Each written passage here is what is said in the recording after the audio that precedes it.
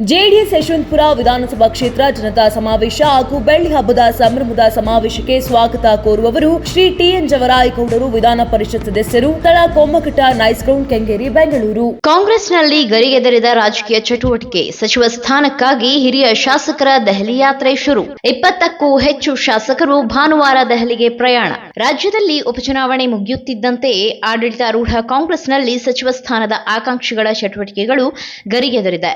ಸಚಿವ ಸಂಪುಟ ಪುನರ್ ರಚನೆಯಾಗಲಿದೆ ಎಂಬ ನಿರೀಕ್ಷೆಯಲ್ಲಿರುವ 20ಕ್ಕೂ ಹೆಚ್ಚು ಹಿರಿಯ ಶಾಸಕರು ಭಾನುವಾರ ದೆಹಲಿಗೆ ಪ್ರಯಾಣ ಬೆಳೆಸಲು ಮುಂದಾಗಿದ್ದು, ಹೈಕಮಾಂಡ್ ಮಟ್ಟದಲ್ಲಿ ಲಾಬಿ ನಡೆಸಲು ಸಜ್ಜಾಗಿದ್ದಾರೆ. ಸರ್ಕಾರದ ಮುಖ್ಯ ಸಚೇತಕ ಅಶೋಕ್ ಪಟ್ಟಣ್ ಮತ್ತು ಹಿರಿಯ ಶಾಸಕ ಟಿಬಿ ಜಯಚಂದ್ರ ಅವರ ನೇತೃತ್ವದಲ್ಲಿ ಶಾಸಕರ ತಂಡ ನಾಳೆ ದೆಹಲಿಗೆ ತೆರಳಿದೆ. ಈ ತಂಡದಲ್ಲಿ 3ರಿಂದ 6 ಬಾರಿ ಗೆದ್ದಿರುವ ಅನುಭವಿ ಶಾಸಕರು ಸೇರಿದ್ದಾರೆ ಎನ್ನಲಾಗಿದೆ.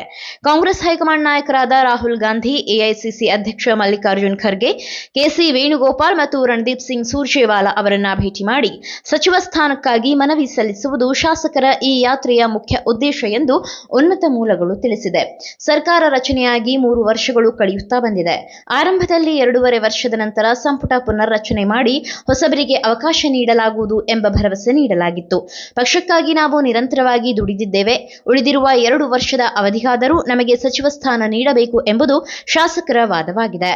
ಇದಕ್ಕಾಗಿ ಸಂಪುಟ ಪುನರ್ ರಚನೆಗೆ ಮುಖ್ಯಮಂತ್ರಿ ಸಿದ್ದರಾಮಯ್ಯ ಅವರಿಗೆ ಸೂಚನೆ ನೀಡುವಂತೆ ಹೈಕಮಾಂಡ್ಗೆ ಒತ್ತಾಯಿಸಲಿದ್ದಾರೆ. ನಾಯಕತ್ವ ಬದಲಾವಣೆಯ ಕುರಿತಾದ ಪ್ರಶ್ನೆಗಳಿಗೆ ಪ್ರತಿಕ್ರಿಯಿಸಿರುವ ಶಾಸಕರು, ನಾಯಕತ್ವದ ವಿಚಾರ ಹೈಕಮಾಂಡ್ಗೆ ಬಿಟ್ಟಿದ್ದು, ವರಿಷ್ಠರು ತೆಗೆದುಕೊಳ್ಳುವ ಯಾವುದೇ ನಿರ್ಧಾರಕ್ಕೆ ನಾವು ಬದ್ಧರಾಗಿದ್ದೇವೆ.